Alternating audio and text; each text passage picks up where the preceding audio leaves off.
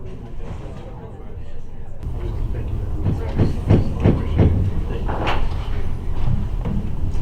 to order, ask for roll call, please. Chair Catherine Waldron. Here.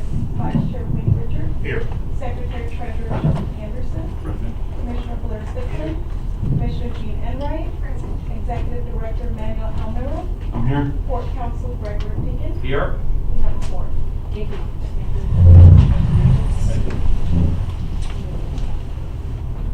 Pledge allegiance to the flag of the United States of America and to the republic for which it stands, one nation, under God, indivisible, with liberty and justice for all. Before we start, I wanted to recognize a couple of elected officials. Newly elected Riviera Councilman Doug Larson is here. And I heard that Charlotte Miller's here too.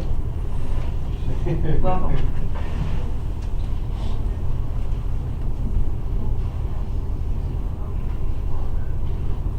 Sure, absolutely. Go ahead.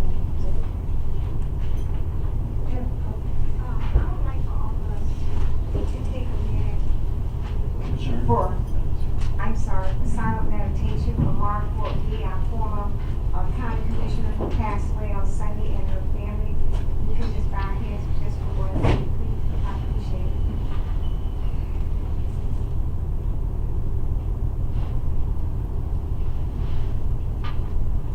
Amen. Thank you. Mr. Almera, do you have any additions, deletions, or changes to the agenda? Yes, please. Commissioners, we'd like to take on K5 right after the consent agenda. That's the audit. So we're asking for reorganization of the agenda. K5? K1, sorry about that. K1. Take that out. We You bring it to the front? Yes, please. Where? Right after consent agenda, yes. I would like for us to add in the consent agenda a resolution and just discussion on Mark Fort Lee, our former county commissioner, if we could, because we were told that whenever there's a memorial resolution, we need to, I guess, vote on it. But I would like to add that to the consent if possible. Do that, right? Can we have a discussion on that? Should we make a quick action? Anything else? That's it from us. Does somebody want to make a motion? So moved to modify and reorder the agenda. Second. All in favor? Aye. Do we need it, anybody want to approve the agenda now? Approve the agenda? So moved. Second? Second. All in favor? Aye. Now we're going to have our monthly attorney-client executive session. Attendees will be Commissioner Blair Sickland, Commissioner Jean Enright, Commissioner Joe Anderson. And I'd like to welcome back Commissioner Anderson, who's welcome back. Thank you. Commissioner Wayne Richards, Commissioner Catherine Waldron, Executive Director Manuel Almero, Court Attorney Greg Picken, Court Attorney Don Now, Attorney Robert Wilkins, and our court reporter Susan Creel. We'll be back shortly.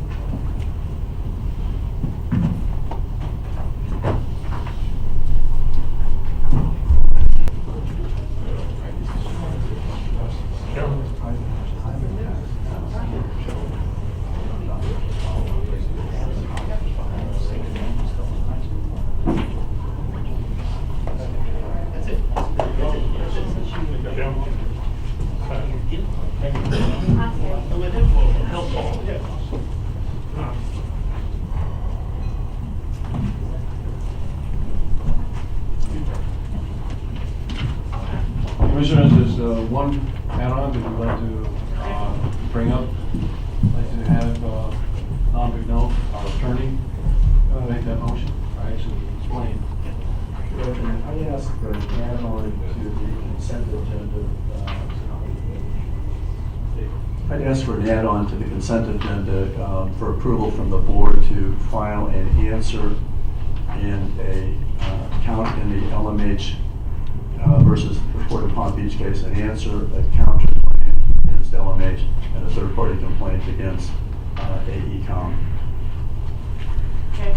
Madam Chair, would you make the item page something only? Page 12. Page 12, yes. Okay, so do we have a motion to add that to page 12? So moved. Also, Madam Chair, in, H7 in the consent agenda, I'm going to add $100 to the, Mary McLeod Elementary School, so that can be accepted also. Okay. Yes. With regard to the memorial resolution, if there's going to be discussion, it should be on the new business and not on the consent. Or both, so you're gonna close. There's put it as a new item. So you want to add it as a new item under new business? So H7. Okay. Would be K. Okay. Is that your motion, Commissioner Richards? Yes, it is. Okay, do I have a second? Yes, second. Okay, all in favor? Aye. Approval of minutes. Somebody want to make a motion? Any questions? So moved. Second. All in favor? Presentations and announcements. I don't think we have any. We don't. I did want to recognize the gentleman who came from Senator Scott's office, Ryan, and I do not know how to pronounce his last name. If somebody else can help me, I appreciate that. I'm gonna give it a try. It's Natuk. I'm going to go with that. I just wanted to say we were happy to see him and thank him for coming. He will be here next Wednesday at the port. I'll be providing him with the port tour. Thank you.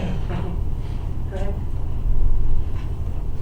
Did you have a presentation or announcement? I do not know. Okay, then I guess we're just going to make a motion on the consent agenda now. Somebody want to make a motion? Second? All in favor? Okay. District report, executive director. So I thought we would take Catherine at this point. K5. Oh, right, sorry. K1. K1. Well, K1, I'm sorry. Financial report, approval of the independent auditor's report. Commissioners, as you know, we had a audit for last year's fiscal year, and I'm very happy to mention that it was a very clean, very nice audit. But I'd like to have Paul Zielinski, our CFO, presented, but I also would like to bring up Ron Bennett and Mac Escobar. I hope I pronounced that correctly. It's Mark Escobar. Mac Escobar. Mark. We got Mark. Okay. From Nolan, Bolton Minor. They're here with us, so Paul, if you can make your presentation, then they can make theirs. Thank you.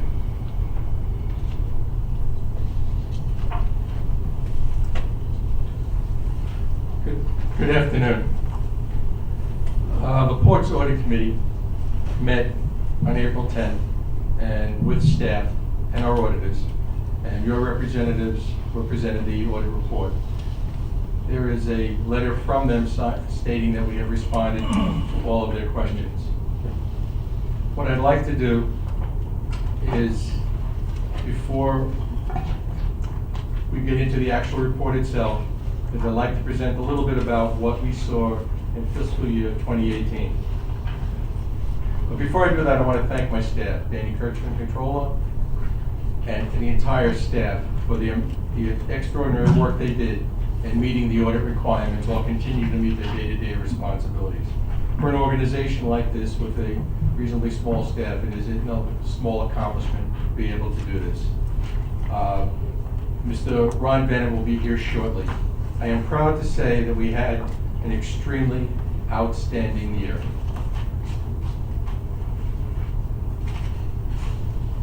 Tonnage increased about 80,000 tons, or about a 3.3 increase in 2018 to 2,567,000 tons. We report experienced increases in containers, asphalt, diesel, and fuel oil, and it was offset partially by declines in sugar and molasses and recyclable metal. To put 2018 tonnage accomplishment into perspective, this is the highest tonnage the port has achieved in over a decade. And that's even considering 500,000 tons of fuel oil that was received in 2010 for FP&L. So not only did we replace that, but we exceeded it. Net operating revenue reached nearly $19 million, an increase of $1.8 million over the prior year. Of this amount, $700,000 was from a multi-day cruise line, resulting from the second ship that started last year. The cargo tonnage I just spoke about, the increase, accounted for another $500,000 of revenue, and additional rents from space assignments and escalation clauses added $300,000 last year. The port has averaged 7% growth. Bless you. The port over the past decade has averaged an annual growth rate of 7% in revenue. Operating expenses remain a focus of the port. In 2018, personnel increases were $250,000 as a result of the increase for employees. The majority of the remaining expenses increased last year was security and maintenance, and this was a result of the second cruise vessel starting. Even with that, over the past 10 years, the port has averaged only a 2% annual increase in operating expenses. I'd like to go through some profitability measures for you. Net operating revenue, which is basically our revenue less our cash expenses, reached $9.1 million, an increase of $1 million from the year before. It increased threefold over the last decade, and our gross margin of nearly 48% is nothing short of exceptional. Net revenue after depreciation also increased by $1 million to $4.3 million. 10 years ago, we showed a loss of 1.5. Bottom line, income before contributions was $2.4 million, a $400,000 increase from 2017. However, in 2018, we took a $1.1 million non-cash write-off for the MOB. Excluding this accounting entry, income was $3.5 million. It increased $1.5 million from 2017, and it increased over $7 million from a loss of $3.6 million in 2009. Yes. Yeah, I was looking at the NOR for 18 versus 17. Strength of the income before contributions only went up 400,000. Was that because of the $1 million write-off? Yes. So you're bringing it back in. So I bring it back in as an extraordinary item Yep. to truly get a reflection. There was also a minor item in 2009, so I want to make it comparable. Finally, I'd like to present the port's financial position. Simply stated, it's rock solid. This is reflected in the fact that our rating was increased by Moody's to Baa2. In 2018, the Port of Palm Beach generated $9.6 million after paying our operating expenses. We used $4 million of this to pay our principal and interest on our long-term debt. I want to mention, in 7 short years, this port will be debt-free. We invested $3.7 million into port assets. This was above and beyond grant funds. After all of this, we still increased our cash balance by $2 million to a total of $27.4 million. I mentioned our financial strength. This port's expense coverage, which is how our cash covers our expenses, is nearly 750 days, which means that if nothing came into this port for 2 years, we could still meet our obligations. That's why I say we're rock solid, something I'm very proud of. With that said, if there are any questions, I'll be glad to answer them. If not, I'd like Mr. Bennett to come up and present the audit report. I just wanted to know if you, I don't know if you can answer this, but how do we compare with other ports in Florida with these numbers? Not the real numbers, but relative. The gross margin of 48%, I have no hard facts, but I put money on the table that none of them can match it. particularly, if I may, the days coverage, approximately 750 days. And the one board north of us is really coming with kind of, they have nowhere near that type of coverage. That's great. And the other thing too is if you, even those ports that get taxes, you can pull that out and it would be we'd be even further ahead. We run this as an independent business. That's great. Thank you very much. You're welcome. Congratulations. Thank you. Mr. Bennett, thank you, sir. Madam Chair, members of the board, on behalf of Mark Scalford, PA, and Nolan Holmes Binder, first thing I'd like to do is thank you for allowing us to serve as your auditor. We really appreciate the business. We hope we've done a good job. If we have, tell everybody. If we haven't, tell us. With that, I'm going to talk mostly about the reports, but there's one number I'd like to talk about just briefly. There's a tendency to look at year over year. But if you go on the back of this report, you have a statistical section, and it provides 10 years worth of information. And you can get a long-term perspective on things. And if you would go to page 80, anyone that has a report, it's operating revenues by source, and it's 10 years worth of data. And in the middle of the audit committee meeting last week, I was reading over and I just noticed something I thought was very interesting. And that is revenues, as Mr. Zielinski mentioned, have gone from about 10.5 million to 18.9 million in that time period. But it's how they got there is what I find interesting. If you go back and look at 2009, net passenger charges were zero. If you go to 2018, net passenger charges were 3.3 million. In 2009, parking revenue was 260,000. In 2018, it's 1.3 million. What it said to me was, well, management went out and created a new line of business. If you look at the other items, what you're seeing basically is an increase due to inflation for the existing lines of business. But the new cruise ships, you got them in here every day of the week now. There's 2 of these. And that generates a lot of revenue. There's 3.3 million in net passenger charges and 1.3 million in parking revenue. And this is basically new revenue due to the work of management. So that was kind of kudos to management for that. With that, if anyone has a copy of the report, you can follow along with me. If not, and if you're not familiar with the audit process and what goes on, if you go over to page 3, it's the independent auditor's report. By the way, there are 5 reports within the body of this document. Probably the most important one is the independent auditor's report on the financial statements. And it outlines, it says management responsibility. Management is responsible for the preparation and fair presentation of these financial statements in accordance with GAAP and their accepted accounting principles. Auditor's responsibility.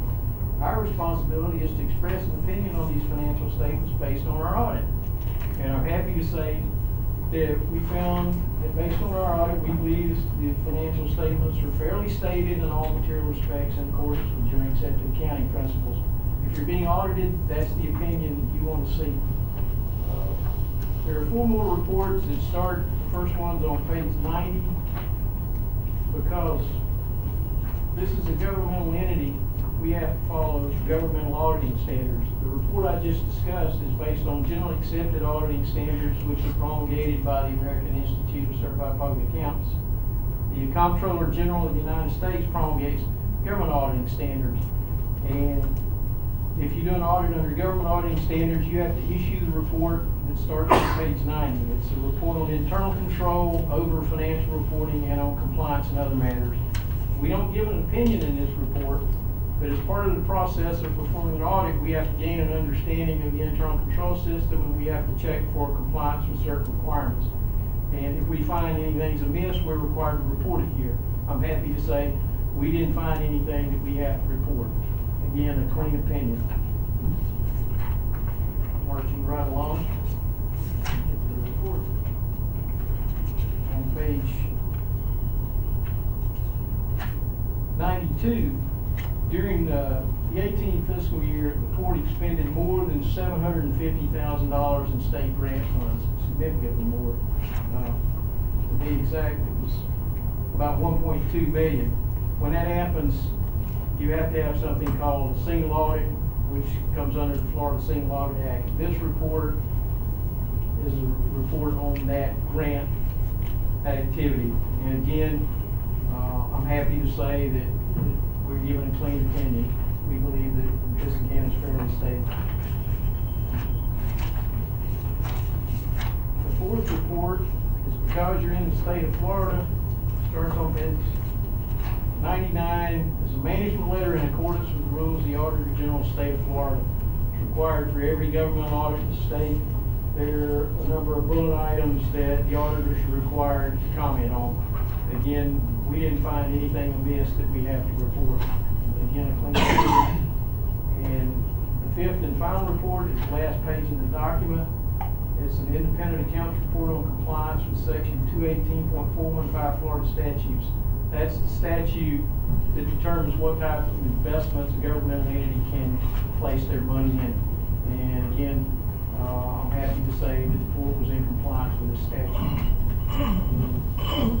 That's kind of a summary of all our activities. If you have any questions, we'd be glad to try to answer them. If you come up with a question next week or next month or 6 months from now, give me a call. If I can't answer it on the phone, I'll be glad to come out and talk with you, one of you, all of you, anytime, any place, no additional charge.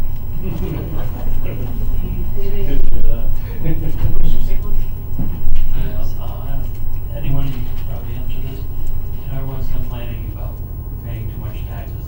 How much did we have to increase the taxing people in the last 10 or 15 years? It's called softball. I think I can hit this one. The port has not taxed, I believe, for the last 1974. And again, as I said earlier, we run this as a business. If we don't earn the money, it's not in the bank. I think we're probably the only authority that I know of, I mean, there might be a couple others, that has the option of taxing that does not. Port Canaveral. Oh, Does not tax? They have never taxed. Well, I'm not sure if they haven't taxed, but they do have the authority. Sorry? Okay. So we don't, Yeah, good. Marcus, good to see you back there. Good. Thank you.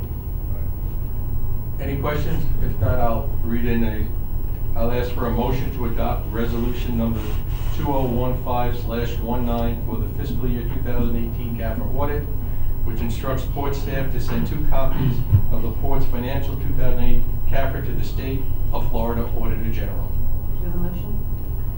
So moved. Second. All in favor? Aye. Move that Commissioner Enright was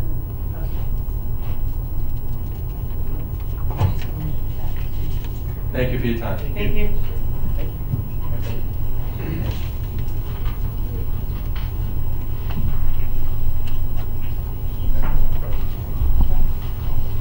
All right, Executive Director's report.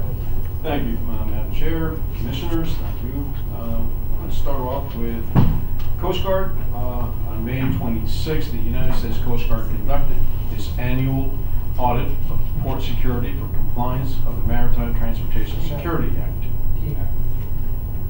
This in-depth audit covers physical security of the facility, training, and documentation.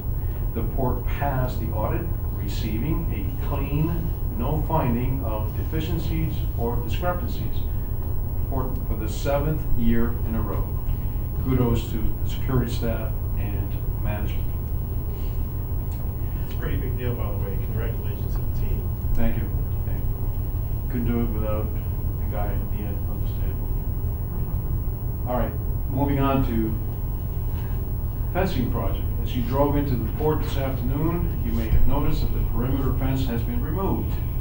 The 19-year-old fence is being replaced with a new green vinyl mesh covered fence. Please see the monitors, and you'll see in a minute what it will look like. This work is being completed by Gomez & Son, and the approximate completion date will be April 26th, right off next Friday. Commissioners, this past Friday, the Barbados Port Authority visited the port on April the 12th. The port welcomed a delegation from the island of Bridgetown, Barbados. Their visit began with a port tour of the docks provided by Tropical Shipping. Afterwards, the delegation, along with members of the Tropical Senior Management, including Jeff Pfizer, you can see him there, President, joined us in this boardroom for a reaffirming of our Sister Seaport agreement. The initial agreement, by the way, with Barbados was signed back in 1998 and subsequently reaffirmed in 2006. Several guest pictures of the monitors from Barbados. You can see next to Commissioner Waldron is Senator Lisa Cummings, and who's the chair, and Mr. David Jean-Marie, who is the CEO. Also attending, you can barely see him, he's on the right-hand side of Ms. Waldron, was Manny Mancia, Senior Vice President of Enterprise Florida. I'd like to share with you the last parting words from Senator Cummings to our Commissioner Waldron. She said, "Next time it is your turn to visit our beautiful island." Moving on, Commissioners, newly elected council members and mayor of Riviera Beach, with the installation of the newly elected officials, the Port of Palm Beach staff would like to reach out, as some of the commissioners already have done, and invite the officials to visit the port for a presentation and tour. The timing is right for us to remind the city of Riviera Beach of 4 pending items: the annexed land, final presentation and vote, and possibly down the road, its ongoing challenge for the city to issue a business license for Stonebrook. 2 other remaining issues are the stormwater charges, somewhere in the city of $56,000 a year, and a new local agreement. We have a meeting with Councilman Lawson, who's here, already scheduled. We would like the board to assist us in inviting all the newly elected council persons, including the mayor, to come and visit so we can provide them again a presentation and tour. It's a wonderful opportunity, obviously, for us to start developing our relationships so they can understand what it is that we do here and what are we doing on a day-to-day basis. I don't know if any of the commissioners have comments. Thank you. I'd like to welcome Councilman Doug Lawson to the microphone for a moment to greet you. Welcome, congratulations. Thank you for being here, Councilman. Congratulations. Commissioners, thank you so much. Madam Chair, Vice Chair, I appreciate it. Thank you so much for having us, and I look forward to working with you. I've reached out to Chairman Richards already, and I've actually already sent out notifications in reference to the annex property. So we're working aggressively on building that relationship with the commission, our mayor, and the board. So I look forward to this and the opportunities that are in store. Thank you very much. Thank you for being here. And I understand you are the city's liaison to the board, is that correct? Yes, sir. Myself and Councilman Lanier will be the actual chairs. We'll be liaisons to the board in the city. Thank you for being here. Thank you for having us. That's right. Look forward to it. All right. Commissioner Anderson. Yes, I had one question concerning the windscreen. Are we still entertaining advertisement, selling of advertisement at Shirley Freeway? Yes. Once it's completed, then we'll have a better product to show and see if we can have any companies that may be willing to advertise. Lion Country Safari would be an excellent candidate for that type of advertising. And was Cracker Boy able to piggyback, or was there? Ken, if you're gonna say We actually have a meeting with Marty Murphy next Tuesday, and we can discuss it as well. okay. All right, we have one more, and that's a housekeeping event. This is, I'm asking for the board's assistance and guidance. Events held at the port, as you know, we're approaching the peak season for cruise activity, which results in parking becoming a challenge to accommodate the increased number of passengers. The construction at the MOB has temporarily eliminated additional parking availability as well. This has resulted in port staff seeking other parking options at a premium. As such, this is to inform the board that this is becoming a challenge and an expense to accommodate groups of individuals who wish to hold events here in our boardroom, our fourth floor, or in our conference room.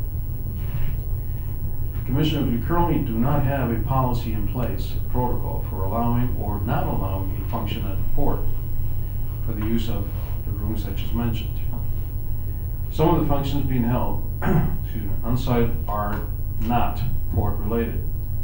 I would like to ask for guidance to implement a policy as soon as possible so that staff has direction moving forward. Some events require up to 25 parking spots, which result in additional parking needed at South Gate for cruise passenger vehicles, resulting in additional cost. Other challenge is port staff time required in preparing for the event, being present to monitor an event, and post cleanup. We currently have a policy in place regarding the cruise terminal. By the way, that's in our tariff. If you recall, that policy reflects a charge of $10,000 to use that space, which today, obviously, we won't be able to, given our traffic and given the ship here every day. I strongly believe that the port should do its best to accommodate. However, the question becomes is what if it's not a port-related event? Please recognize that some staff have to be here to assist in the events. Not always, but some do. We have had some issues, for example, damage to our carpet. Unfortunately, many groups bring in food and beverages as part of their event. Unfortunately, this has resulted in multiple stains and carpet that we've had to replace. Additional cost, of course, is staff time to set up and tear down for the event. Some events have requested, I don't know how, but they do request for the port to pay for the food and beverage at these events. And let's not lose sight of the fact that we also have a liability insurance issue or potential. Hence, what I would like to do again is ask the board to provide us with guidance. I don't have anything against having events here at the port, but we have had an issue, for example, just to give you an idea. We have had a company or a group of individuals that have requested 1, 2, 3, 4, 5, 6 weekends on a monthly basis to use this room for things such as yoga and other type of events. Again, nothing against anyone, but Commissioner Sickle? I might be the only commissioner, but I'm not aware of us approving any events. So you're telling me that, you know, someone's supposed to be coming here for 5. So is there like one, I don't know who gave the approval, but I don't, mine's not as good as it used to be, but I don't remember approving anything. So enlighten me. This particular person came to us back in February, and had asked for a donation, and from there it spilled over to can we use the boardroom, and it happened once, and then she has So we said yes. As far as Why would we say yes? I mean, this is again, we have no policy to say no. That's Well, of course we do. What do you mean, no, why would, I mean, somebody walks up the street and says, I want to use the port, you just say yes? No, in this particular case, this person came before you and requested not only a donation, but also as implied that she would be having events here at the port. I think it was more like that you just want the port to be good community stewards. I think that the intent was right. Good. I don't. Yes. People are abusing the commissioner right now.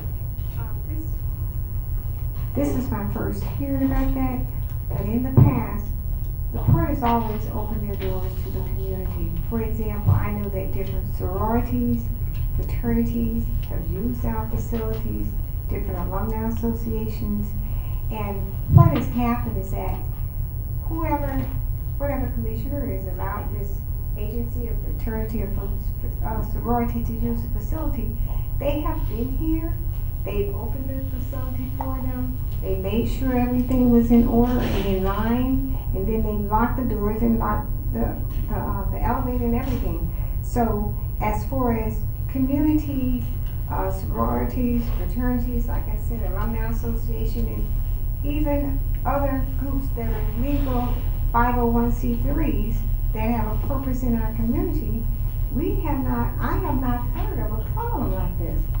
And there's some groups who've always been good to the port and good stewards.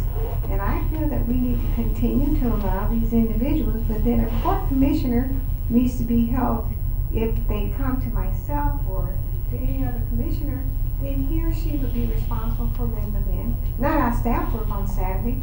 That has never occurred, as far as I know, of a staff member coming here working for a group, a sorority or fraternity, something like that.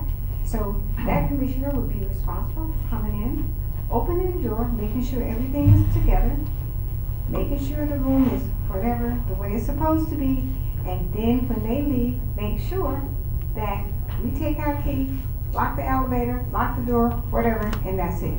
So I don't foresee, I've never heard of what you just said before. This is a new one on me on the 15 years I've been here.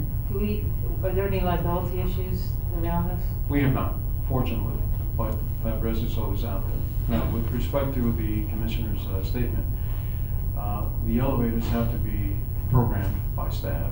We have to have security, which still, and by the way, let me again mention that I have nothing, we, staff, does not have anything against it.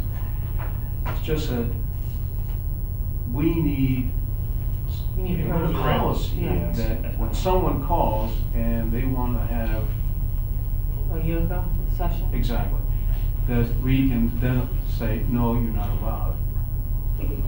That's the only thing that I'm basically referring to. This has been going on. Unfortunately, or fortunately, what has happened is it's sort of crammed up at the same time that we expect additional parking because of this will be the peak. That's what really is the concern. When a group will call and say, I'm bringing in 25 individuals, or I'm bringing in 35, that's usually around 20 automobiles, and we have to displace. There is, and you'll see it in a minute, there will be a trade mission from Canada coming in on May 3rd. They wanted, they're going to be 25 individuals, and I told them the only way that we would entertain them would be if they come in by bus, because we just cannot afford to have an additional 25 cars or however many they will. And they said that's fine. That's exactly what they're going to do. So again, please, staff is not against any of these events, but those who we feel that are not bona fide or genuinely having to do port business, I don't think that we should allow them to have it. Commissioner Richards? I think we need to use a common sense approach. Not a lot of food, in my mind, makes sense. And I understand we don't have any rules promulgated, so you don't want to just pick willy-nilly. But I do think staff should come back next month and you'll get some feedback from this board. I do think some community groups, and I have used, I'm one of the people that have used it for a fraternity meeting of adults, no children, no animals, hopefully no food, definitely no yoga. But it needs to be, we need to be reasonably responsible. There shouldn't be food. I don't believe extra staff should come in. Actually, I'm going to say better than that, extra staff should not come in. We should not incur additional expenses. I would have no problems with staff properly programming the elevator for the hours of operation on a Friday for Saturday morning. At all, staff. We shouldn't have yoga, we shouldn't have food or animals, or I need somebody there were babies running around. There was one instance where there were children Yeah, so coloring. that should not be allowed. So my thoughts are maybe you come up with something in the next few weeks, send it to us so that we can then correspond with you. But there needs to be some limits. Yeah, I would agree with that. Madam Chair, Commissioner Anderson, yes? is there any monetary revenue coming in for the rental of this room, or We don't charge. so there's no charge? The only place that we could charge would be the terminal. We have not had an event there since the presidential event, and we managed to get some 2,000 Well, plus. we had this event, don't forget, we had the swearing in. Right. Corporate leave. Yeah. Well, absolutely, absolutely. Yeah, we didn't pay for that. Yes, Commissioner Enright. I just like, I'm sorry. I just like to say that I have used the facility, and I have had food here with the dogs, no children. But then we've cleaned up and made sure.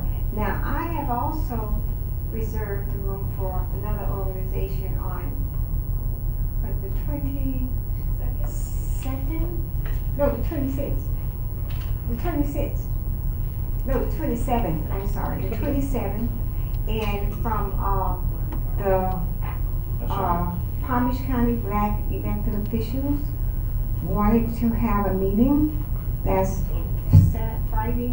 Saturday morning. Then I have at 1 o'clock another organization, which is the South Florida Tuskegee Alumni Association wanted to. This is a mixed group of Palm Beach, Broward, and Dade County all together. And that's Saturday at noontime. And they were going to have refreshments. And I will make sure, Mr. Richards, that it is clean and spanking new. But we're dealing with the dogs, and we never had a problem before. And they asked, and I talked to Denise, and I got that the room was not being used. So I told them it was okay. And I went further. I got another call from the Palm Beach County elected officials. They wanted to have their first large meeting of the county here at the port on the on May 4th. You know, you are invited because you haven't got the invitation yet, because they told me, I was called the other day and they told me May 4th. So I called Denise again and she said May 4th, and there's no food here. This is all the, and you will get your letter because they sent, everybody got, well, you will get yours back probably there too. So I told them, I checked, and yes, but as far as yogurt and other things, then I just think, we can have a policy, that's fine. As far as parking, on that day, I will make sure I can tell them they have to park at, as far as I'm concerned, they can park over there at the marina or whatever and walk down. I mean, we're giving them the building, so, but now I know next week, I don't think that we're gonna have all these people next week, but I can understand as the days go by and during the summer, we probably have to leave parking after that. Well, Commissioner Sickland, you have something you wanted to say? Yeah, we definitely need a policy, because we can't have like one commissioner letting people come Right. in. So that is totally, wrong. So, because, people have asked me for years, I said, absolutely not. This is security, it's a port, I'm sorry, this is not, can't happen. So tell them no, tell the black elected officials they can't come now? Go back and leave, right? There's no How policy, many- that's what I'm asking. Yeah, and how many people are showing up and they're not where are they gonna park? And you're making the decision for all No, of us. I'm not making a decision, because in the past, we've always let them and let organizations come. So when I was asked, I did what we've always done in the past, call the person in charge and ask them if the room was available. I was told the room was available, so then I called them back and said yes. And that is how it's always been done. Now, if there's a policy going to come in place, then I will abide by that, and when someone calls me, then I will tell them what I new policies are. But prior to that, no, and we've always done that. In the 15 years I've been here, we just asked if the room was available, because even the Marine Association and other people have used this room. That's anything that's related to commerce, port, we get to business. But for social functions, I'm totally against anybody using it. That's just me.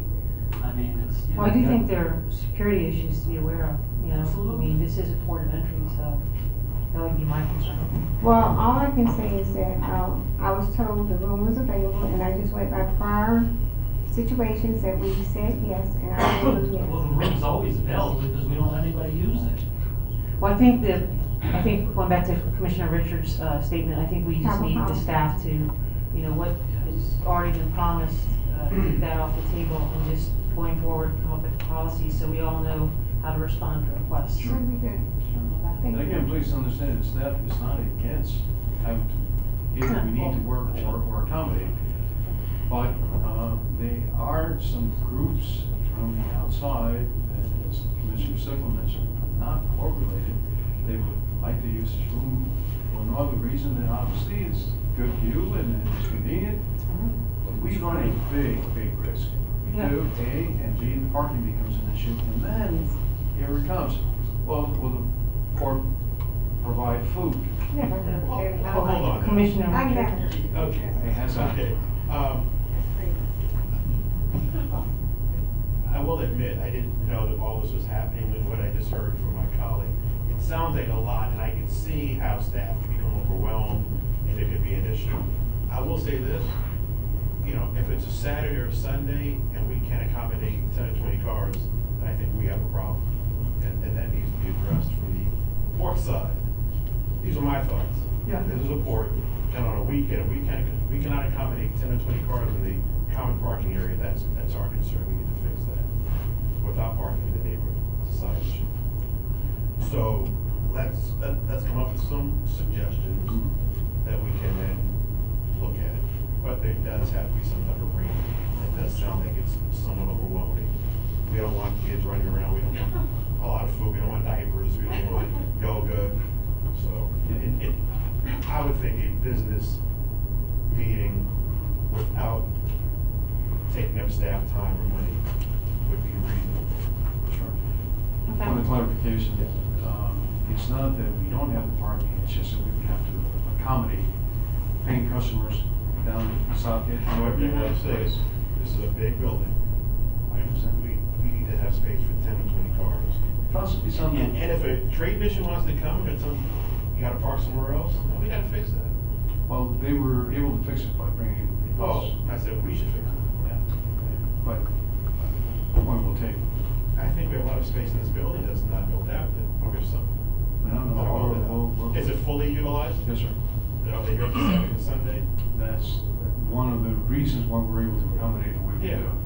So are these requests on the weekday or weekend? The ones that are more problematic than others are on the weekend, but they have been some weekdays that, That's tough. and that's when. That's tough, I agree. So I'll look forward to it, I'll help. Commissioner Wright? I just want to say one thing, to piggyback on Commissioner Richards, I do believe in, we should have policy in place. But if we have people who use this building on the weekend and they're gonna take 20 parking spaces, I have a problem and a big issue with us not having 20, 25 extra spaces during the weekend. Never said we don't have, what I'm saying is that's an additional cost. Why? Because we would then have to take paying customers. That's the same thing. No, but that's the same thing. Same thing. And what I'm saying is that even without paying customers, you missed the point. The point is, if we accommodated 25 people already who are using this building during the weekday, Yes. and they're not there during the weekend, Yes. then paying or not paying, we have 25 parking spaces, because if they decide, hey, we working on the weekend, we have to clean. So we should always have about 20 parking spaces available, and we need to fix it. I'm done. Well, that's not the point. That's part of it. No, the parking is irrelevant. If we have 1,000 spaces, I still don't think we should do it. So let's get a policy. Mr. Burns, did you want to say something? Sure, please. Commissioners, you have to understand on the weekends is when the cruise passengers counts go up. So basically, during the week we have 500-600 passengers, 750 passengers, we're able to accommodate that. On the weekends, passenger counts go up.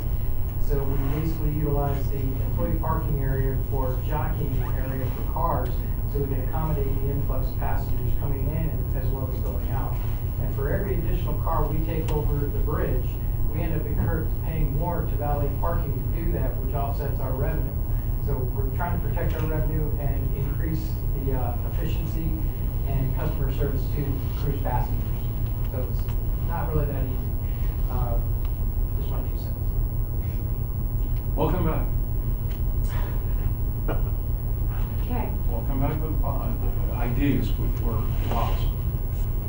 And again, please, I'm not suggesting that we shouldn't have these. It's just that some are more challenging than others, and we wanted to bring it up to the board's attention.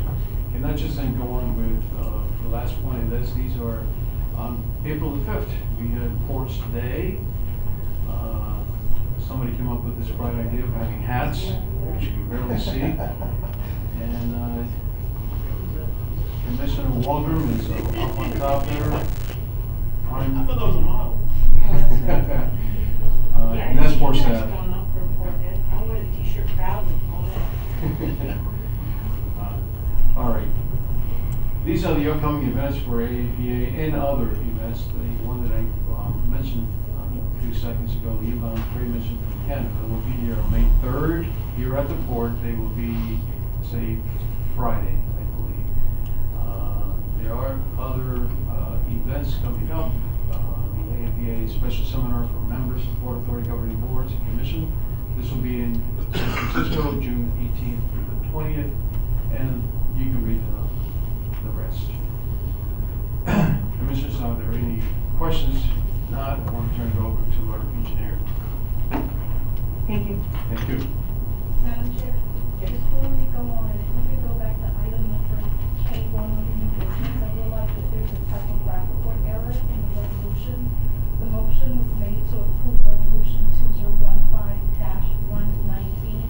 The correct resolution is 201905, which is the resolution that was attached. Do we need to make another motion? Yes, if we can make a motion to correct. Does anyone want to make a motion? Second. All in favor? Thank you. Go ahead. Good afternoon, Commissioner. We'll start off with the engineering report. It goes slightly through verse 17. Since the last board meeting, the contractor completed, so we started the striping of the new asphalt sections within the port. They worked through the available areas. Obviously, since we have been waiting for that activity to be performed for the last 4 months, of course, operations start using some of the areas for tenants.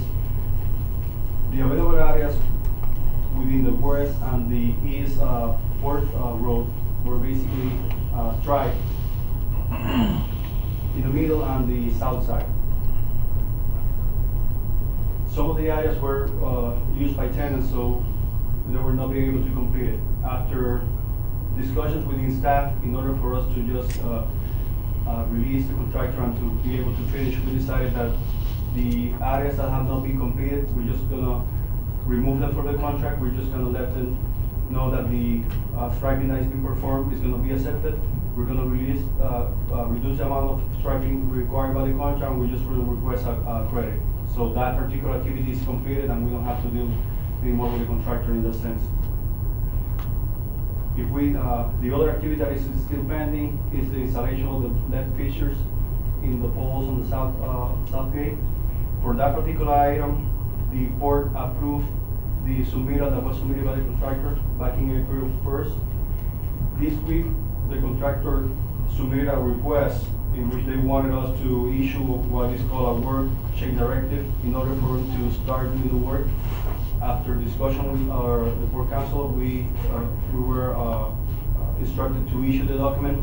The document was issued already, so we expect the contractor to install those fixtures next week. Other than that, those are the physical items that need to be completed within the port, and then inspections from the city of Rivera Beach is the next step that needs to be required by the contractor. After the completion of these items, then we will start off with what is called closeout documents. All the documentation that needs to be submitted by the contractor, all the equipment they need to submit the manuals, all the, for example, dredging, they need to submit their certification that it was done according to drawing. So even though we finished the physical work of the project, we still have to do a lot of paperwork. In terms of pre-application, we have not received any other pre-application other than February 2018. So we don't know why, but they have not issued any invoices to the port. Well, we're not gonna have any, we on hold on payment right now, or? Yeah, they haven't submitted any invoices since when was it? When was the last time we received an invoice? 2 months ago. And just for clarification, we have been doing joint checks since December 2017 invoice. So basically, when they issue the invoice, we just release doing checks to pay all the vendors. Even though we're doing that process, we have not received any more invoices from them. Any questions related to the personal team? So moving along with the MOB demolition and cargo area project. The contractor completed the work on the underground system for the electrical on the north parking area, which as Madam Wells mentioned, is a big problem for us. We don't have enough area for parking. The area is already being used by the other parking, so that's, at least we have another additional 45 parking spots back to them. The contractor continued with installation of the conduits along going south, and they completed also to the location of what is called the FPNL electrical grid. Those are some photos of the installation of junction boxes for electrical, as well as conduits which later on were encased in concrete. Also, the water system subcontractor is working the installation of the gas filtration system. Both items have been worked as they were included in the baseline of the schedule. Based on the last update submitted up to March 31st, the project is on time. All the activities that have been performed and are performed right now have been done in the dates that were submitted. So the project so far is going to be delivered on time, which is the completion date is September 23rd. Any questions related to MOB? Berth 1. As you must recall, in the last board meeting, the board approved to award a contract to Johnson Brothers for the construction of Berth 1. The activities being performed right now, we have been doing the quarter relocation, which is a requirement from the permit of the Army Corps of Engineers. That work is being done in an agreement with the town of Palm Beach. We're using a group called Coastal Eco Group, which is a woman-owned environmental consulting firm. Most of the divers are women. What we need to do here is to remove 300 corals from the wall of the Berth 1, and we are relocating them to a nursery or artificial reef that belongs to the town of Palm Beach. In order to do that, we got into an interlocal agreement with them, and we're working hand in hand to complete this before the May 1st start of the project. So far, in terms of the budget, we have the board awarded a contract to Johnson Brothers for $4.5 million. Purchase for the advanced material for chip pile was already awarded to JD Fields in an amount of $657,000.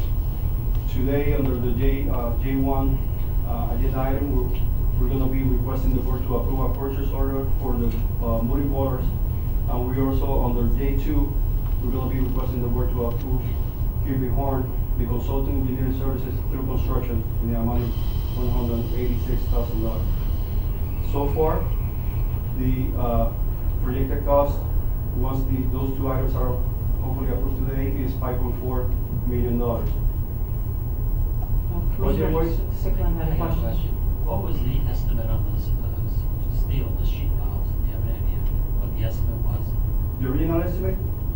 It was close to the number. We'll have it over $700,000 when it came up. I just didn't know if steel was going up, going down. It's getting harder and harder to get the piles. It was right in the ball game. Yes. Good.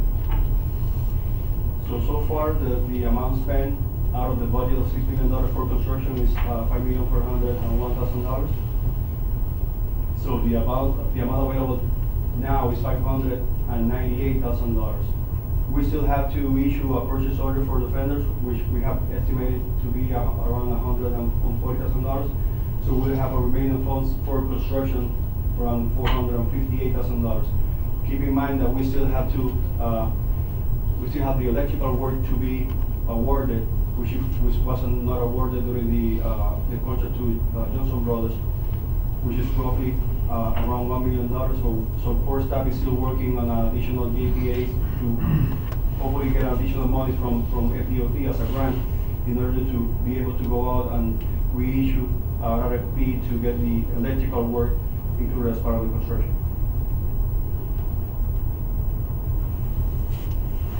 In terms of the project, today we received the contract already executed by the contractor. The secretary director executed the contract. We submitted, we gave the contractor a notice to proceed to issue a permit within the city of Rivera Beach today, so hopefully they will be going to the city next week. Related to the city permit, we provided advanced copies to the city 4 weeks ago. I have been in contact with them. Actually, today was in a meeting there. Most of the reviewers have already gone through the documents. None of them have had comments, except the electrical, which will come back to us on next week. So hopefully, we're expecting the city to receive the form from the contractor, and will be able to expedite. They will be able to expedite the process and provide them with a permit. We're trying to use that as the process moving forward to allow the city to have the documents in advance, so by the time the contractor files for the permit, they already have gone through all the drawings and permit and documents, and be able to expedite the permit process easier. So, any questions regarding the first one? Thanks. Thank you very much. Commissioner's report. Commissioner Wright, do you have anything? Oh, I don't have anything. I really don't have anything, but I did attend myself, Mr. Miller, and also Mr. Security, Ken Hearn, attended the swearing ceremony in the city of Riviera Beach. And I did have an opportunity to speak, and I spoke on behalf of all the commissioners, and I told them that we are here available to work with them, and we will continue to like to work with them. And I commended and congratulated all the new commissioners. I just would like to know if there's something, maybe we can have like commissioners, all of us just get together with the new council in Riviera Beach, because I know that some of us, I don't know, maybe all of you have had a chance to talk or to chat with the new commissioners, and I think it would be good. Not that we do business, we just say hello, how you doing, and have some little get together with us. I think it would be good. Good as far as us getting to know who they are and them getting to know who we are. I can't speak for all of you. So you're talking about an informal? Just an informal little get together. That maybe it might be good if we could just get together and just chat, and just get to meet them. Because I know we have Commissioner Mr. Lawson, who's in the audience, who did such an outstanding job. I mean, he just out of sight. But anyway, I believe that all of you haven't had a chance to get to know Mr. Lawson and Ms. Lanier and the new mayor, and he has not been out in our facility, and I think it'd be a good idea if we just invite them over and just have a little, just us and them, and I think it'd be good. Even, we can maybe even have them to lunch on the ship or something, just a little lunch, just us, just to meet and greet. I think it would be good, and get to meet their families and stuff. I think it'll be good. That's just my suggestion. It's just out there, so I'm hoping someone will say, yeah, let's do it. Commissioner Anderson. I echo those sentiments, but I was thinking about something a little bit different. I reached out to Mr. Alamir and asked that he meet with some of the newly elected, if actually some of the existing board, to give them a port tour.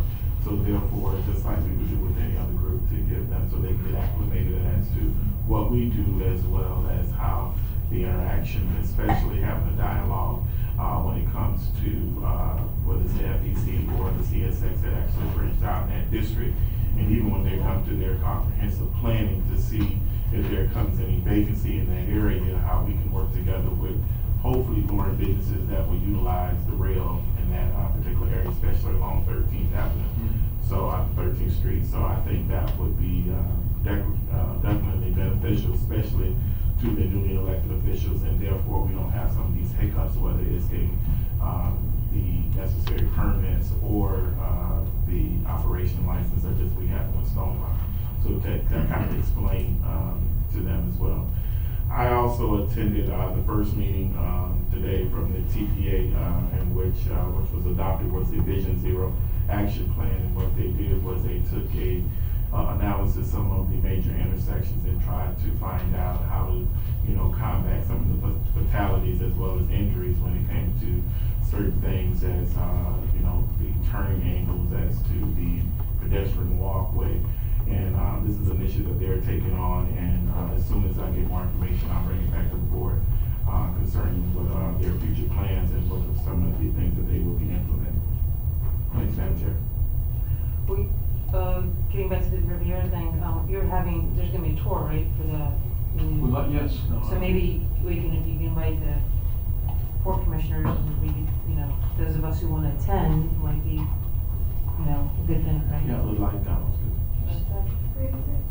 But, just like, Representative, Commissioner, Sigmund said, there is sunshine, so I think you would have to meet with them individually, and That's the- have them. Why don't we ask Greg, our attorney? Yeah, as long as you're not voting on any Right. matters, You can meet. you just, Oh, good. then You just- let's- yeah, I would publish it, I think it will hurt to publish it, but it's not going to be a public Right. meeting that the public is Right. invited to.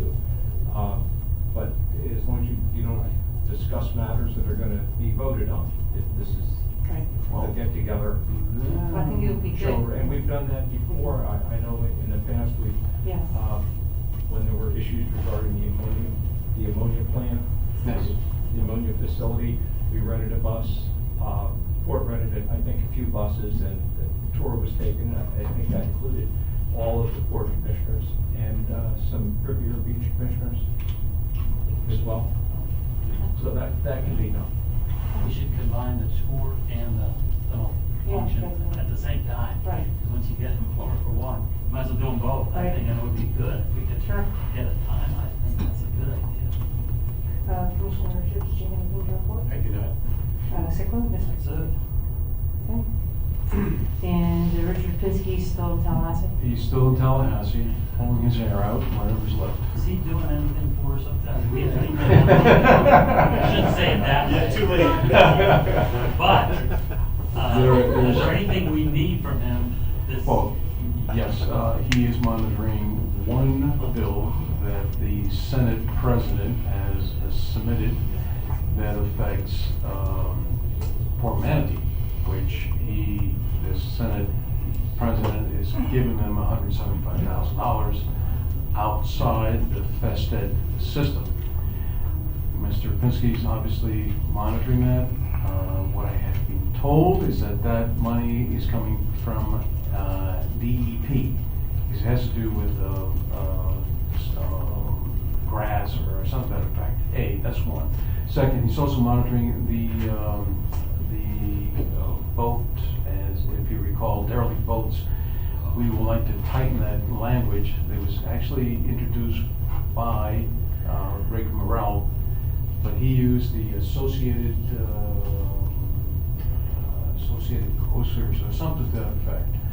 And not much attention has been paid to that, but again, Mr. Pinsky has been following that for us, plus his other duties. So, the other duties is a continuous monitoring if there's any other new bills that are coming in and things of that nature. How about the Fort Pierce? I saw in the news the other night, they're Yeah. gearing up. I didn't realize. Sure, let me explain what that is. Fort Pierce essentially is concentrating on marinas, yachts, marinas. They have signed a contract, I believe it's a 30-year contract, with a marina outfit down in Dania Cut near Fort Lauderdale. That's it's called Director. There is an issue, however, because the land that they will be acquiring, the competing interest is right next door, and there's a concern that there may be some sort of a rate war going on between them.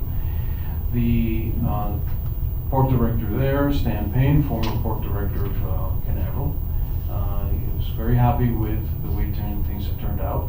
And if I'm not mistaken, I heard something along the lines of over $200 million project for 30 years. So that solves a lot of problems up there, because if you recall, they attempted to have containers, and the downtown area there, those high rises and very wealthy individuals did not want to have that kind of business. So needless to say, the They went after a very welcomed type business, which is the marina type. Where would they ever come up with $200 million? Well, if it's a 30-year contract, you can do the math. It works out. Good. He's very happy with that, by the way. Bad. I guess we're on to old business now. Okay, old business. Jose, I think you're front of this.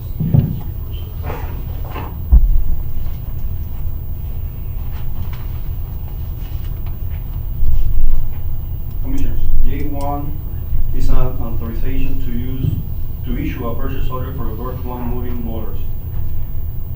On the March board meeting, the board approved for staff to advertise for fenders and borders for the Berth 1 project.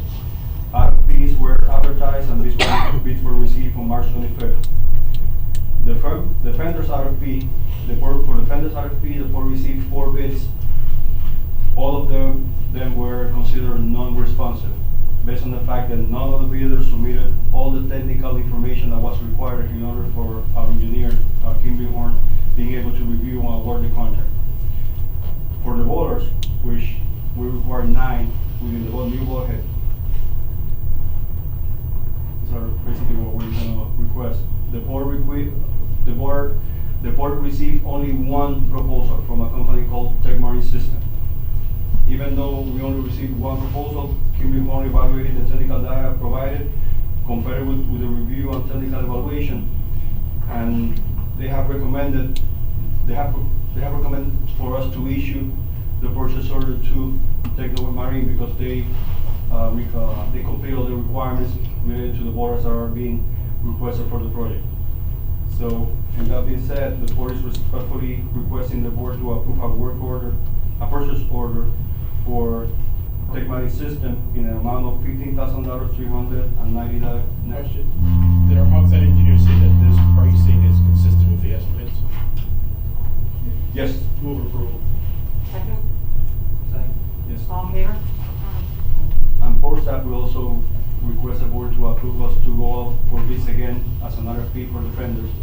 We modified the RFP in order for us to clarify the request for information in order for the providers to submit the correct information so they can be evaluated. So, We have a motion? are you asking, J1A, go back for fenders? Yeah, in addition to approving the work order, I'm requesting if the board approve us to go again out for RFP for the vendors. I'll modify my motion to include that, please. Second, fine. Okay, all in favor?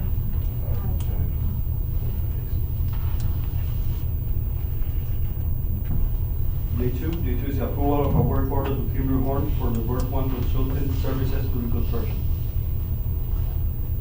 How was it awarded? Refresh my memory, how did Kimberly Horn get that? We have already awarded a work order number 1 for the initial design of the project and the ship valve design that we issue the RFP to get the original materials. We also awarded a work order number 2 for the final design, the one that went for construction, and we also awarded them to go through the vendors and borders request for proposals. This one is the number 3. Since we already awarded the contract to Johnson Brothers, this will be the consultant services through construction. Basically, Kimberly Horn will be required to do periodic visits, to attend weekly meetings, and they will be in charge of approving, reviewing all the requests for information, all the change orders, all the information required for us to move forward with the construction. In addition to that, they will be doing visits to make sure that the contractor is building the project as per specs and contractual documents. This is a very sensitive project in terms of time. Any issue that we have will probably delay the contract. Okay, all in favor? Thank you. Yeah, and one thing I want to mention regarding the Kimberly Horn, based on the amounts that we have already awarded, based on the construction contract, they have only 11% of the contract awarded for engineering services, and they still have made they have to surpass the requirement for minority business. They have over 30% of minority participation in the digital services so far. Thank you very much. Mr. Hearn? K2? Commissioners, roof restoration and refurbishment project. The roofing structures for buildings 11, 12, which are currently occupied by Gulfstream Services, and 13 port facilities have passed their warranty and had numerous leaks and structural defects. Port staff is requesting a motion to authorize to advertise for bids to repair, partial removal, and replacement of several sections of roofing, and sealant be applied to the entire rooftops. Is that normal life? How old are those? That building has got to be over 50 years old now. Yeah. You know, if you look at the Yeah. base structure, it's starting to waffle, the steel is, so it's coming Yeah. down. It's taken a beating over the course of the years. So this will be one RFP for all 3 buildings? RFP, yes. Okay. You had a motion, right? Yep. Did somebody second it?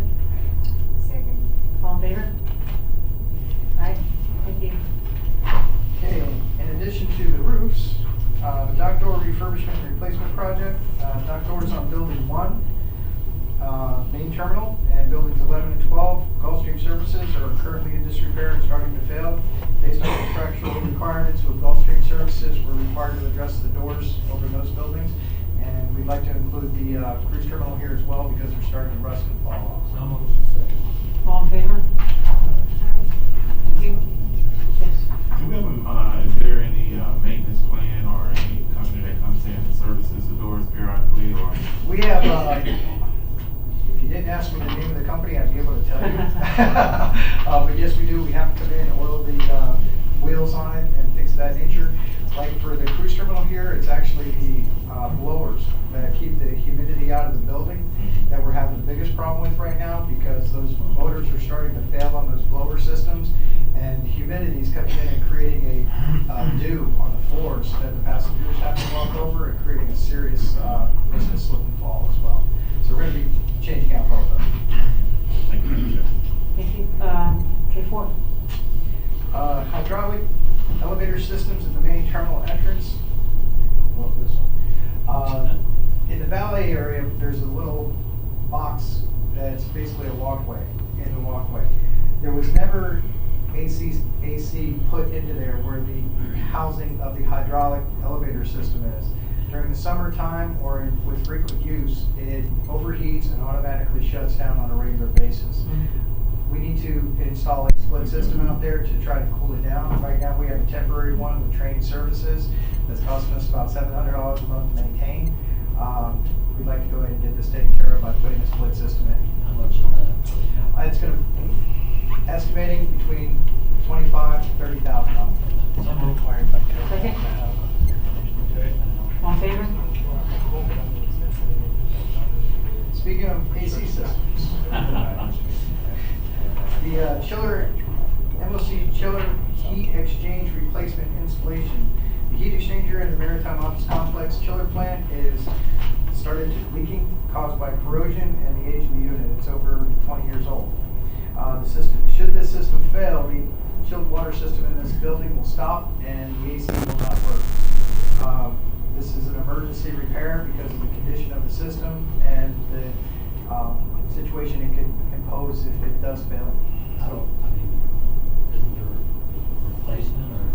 we are replacing it. There's we've already issued a PO. We're asking for a ratification, but the replacement system is $104,000, $104,368 to be exact, to replace that system. That's where we're going to have to bring in a portable chiller system or heat exchange system, set it up outside the building. It's going to have a major impact on parking when we put it out there.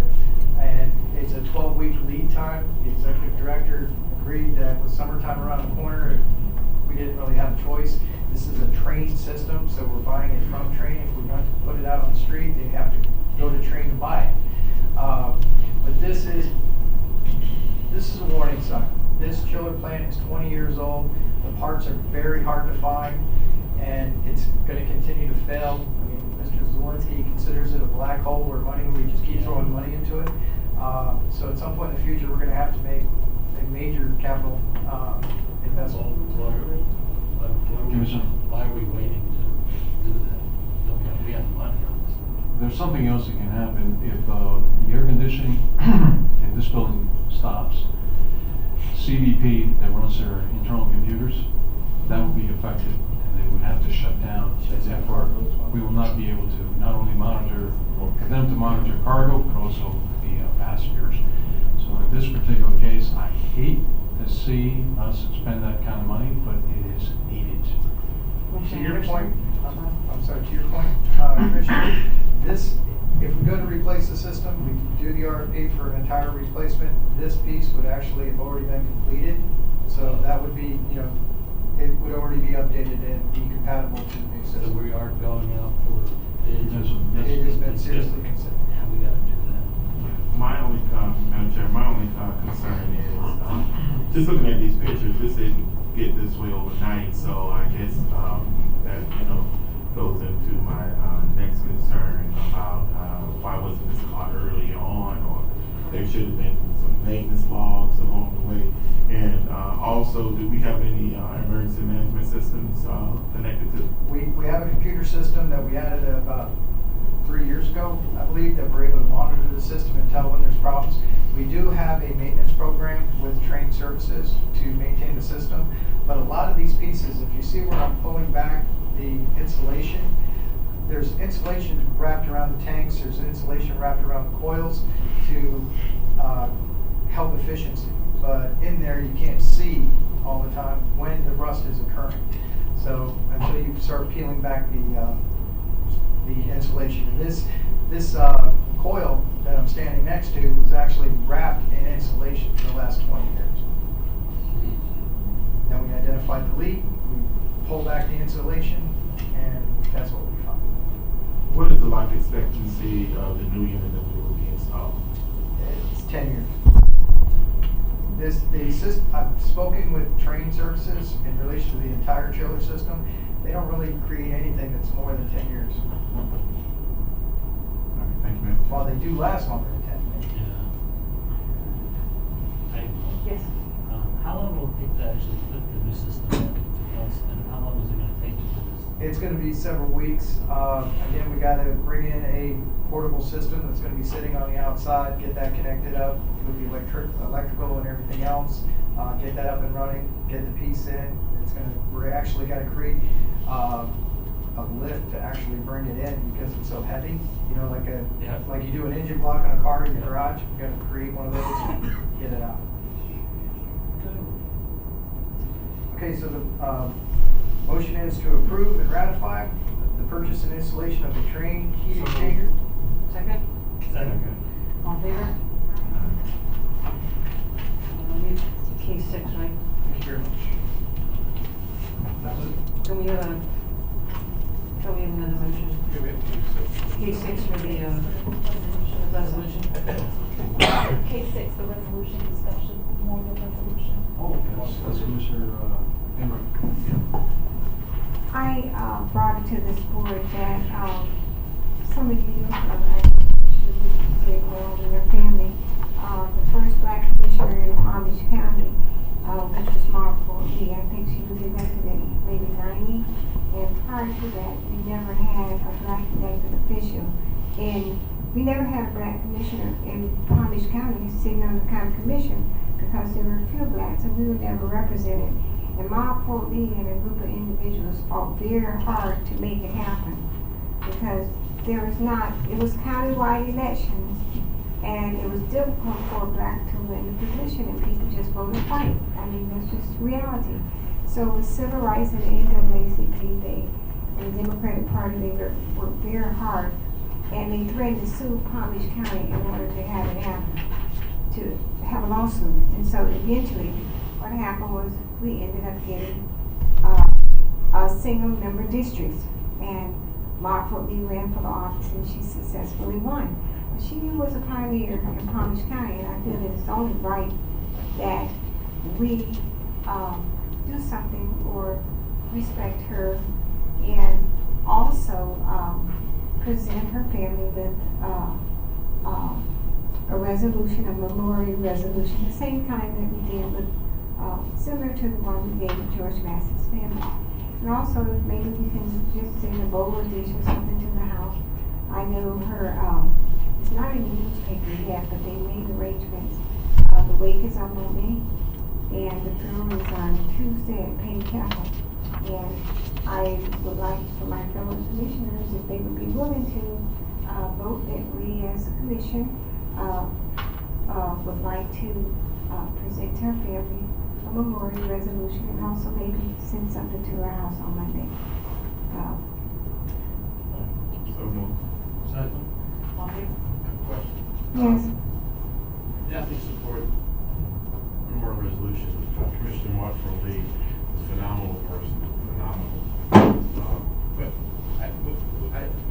I need clarity. What is it? So you want memorial resolution? No, I was just on thinking that- Saturday? Sorry. I'm sorry. What date? Monday. Can we do that? Which is, Okay, thank you. Do you have all like information you can? I can ask, for the information to give to her. and Thank then you. she can- Good deal. I agree fully. You're gonna give it, you can give it to them right at the.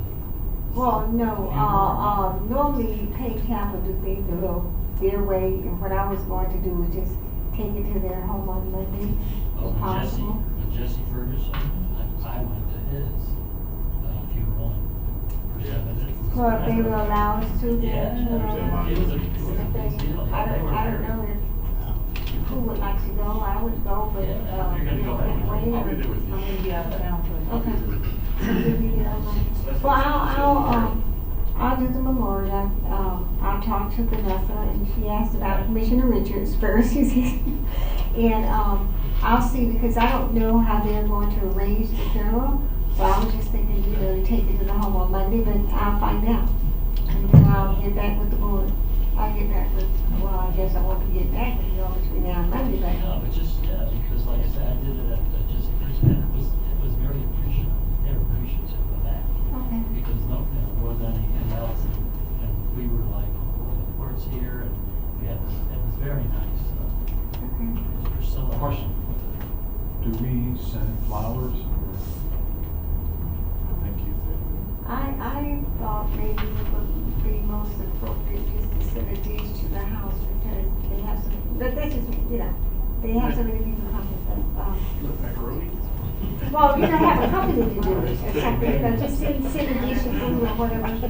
They have a lot of people coming in on Monday, and, Macaroni? when I talked to her daughter, and she's appreciative of anything, and she said they were gonna have a lot of people coming in to the house on Monday. So I thought maybe if the port just have a restaurant and send a dish over, and then we send a memorial or whatever, I don't I'll know. contribute personally if anybody. If you all wanna do it that way? You all wanna do a personal thing or what? I'll match you. What about everybody else? Well, instead of sending flowers, can we just send a, Macaroni? yeah. Why does it have to be macaroni? Well, we could just have a dish just sit over, instead of sending flowers, the port just send a dish from just a dish at the house. It's about kale salad. Chief decide what the food charge. And Jean thought. But I talked to her daughter, and she said they were having a lot of folks over, and I just said, well, maybe the port can just send a dish over. Gee, I'd rather the food come from us personally. I don't, if we were going, I don't think so. It's flowers, fruit. It's the same. I yield to the. And then Wayne, I'll call you on Monday, on Tuesday, I'll find out, and if she says yes, I will call you personally and say, put your suit on. She did ask about you. So I think we need to complete the vote though, right? Yes. We had first and second. For what? To just kind of hand it off to Commissioner Henry. I'm sorry, who made the motion and who seconded the motion? I mean, You need the motion. Who seconded the Need motion? the Commissioner. And what's the motion? Right. Resolution for the resolution. To approve the resolution? Approve the resolution. For presentation on the. And there's something else. it's That okay. was what you wanted to add? Not the very motion, please, I get right. Is that lobster that? And a dish, and a dish. General, she. Should be, He So, loves. all in favor of that motion? Say aye. Aye. Aye. Thank you. Okay, moving on, we now have 2 comments by the public. First up is Councilman Lawson. You get to hear from the voice today. I'll pass on my comments. I just want to thank again the board and allowing me to speak today. Welcome to work with the city. Well, thank you again. And Councilwoman Shamba Nora Anderson.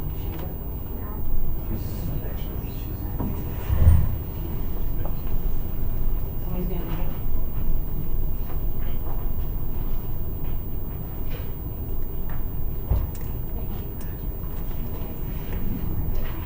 Hi there. Hello. Good evening, everyone. Good evening. Council Chair Riviera Beach, Kashabavilla Anderson. I just wanted to say hello, and I see my colleague is here, so I was just going to give an update as to who will be the liaison for the city, but Mr. Lawson is here. And I just wanted to say thank you all for everything that you all did with the passing of Joe's dad, as well as his illness. We appreciate you all so much, and we thank you. And I'm always here for the city of Riviera Beach if anyone needs any assistance. All right? Thank you. Thank you very much. And I think that's, does any commissioner have any comments? No comment. Okay, next board meeting is May, sorry.